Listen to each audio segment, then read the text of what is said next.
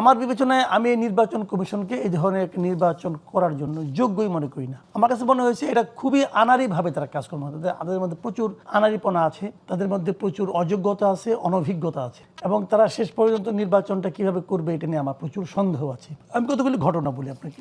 একজন লোক অনেক দিন ধরে ইংল্যান্ডে থাকেন, উনি ইংল্যান্ডের কোনো একটা দলের একটা বড় নেতা। হঠাৎ করে এসে বললেন যে আমি বাংলাদেশের নাগরিক, আমি ইংল্যান্ডের নাগরিক না। ইংল্যান্ডের নাগরিক না হলে আপনি এত ফ্রিকুয়েন্টলি দেশে আসা যাওয়া করেন, ওখানে এত প্রপার্টি করেছেন, কীভাবে করলেন আপনি? এত বছর তো মনে করেন 3 দশক ধরে সে আছে। 3 দশক ধরে সেখানে কীভাবে আছে? অ্যাসাইলাম নিয়ে আছে। অ্যাসাইলাম নিয়ে থাকলে সেটা আসলে আবার যাইতে পারবে না। বলে কি যে না, আমি তো ওদেরকে মেইল করে দিয়েছি যে আমি আর নাগরিকত্ব আমি ত্যাগ করতে চাই। ইংল্যান্ডের নাগরিকত্ব ত্যাগ করা তো সহজ না। একটা মেইল করলেই ওই মেইলের কপি দেখালেই নাগরিকত্ব ত্যাগ হয়ে যায় না। আপনার নাগরিকত্ব তারা বাতিল করেছে এই মর্মে কোনো সার্টিফিকেট দেখাতে পেরেছেন? পারেননি তো। এখন দ্বৈত নাগরিক হলে নির্বাচন করা যাবে কিনা, এখানে আমি কিন্তু নৈতিকতার প্রশ্ন তুলব না।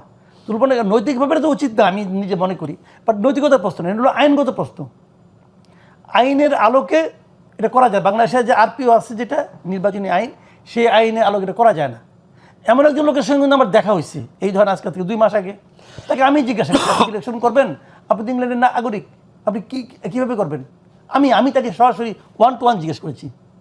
উনি বলতেন না, এটা ব্যবস্থা একটা হবে। উনি কিন্তু বলে নাই আমাকে যে আমি ইংল্যান্ডের নাগরিকটা, বলে নাই কিন্তু, কারণ আমি তো তার সম্বন্ধে জানি।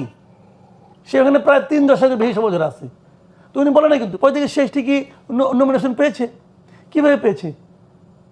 কীভাবে পেয়েছে? এই প্রশ্নের জবাব ইলেকশন কমিশনকে অবশ্যই দিতে হবে।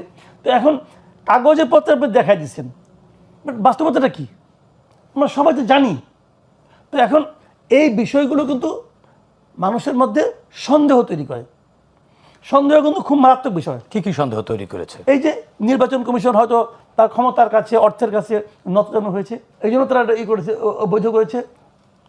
আমি যতটুকু শুনেছি ওই নাকি বলছে আমি মেল করে দিয়েছি, আমি আর নাগরিক থাকতে চাই না, হয়ে গেল।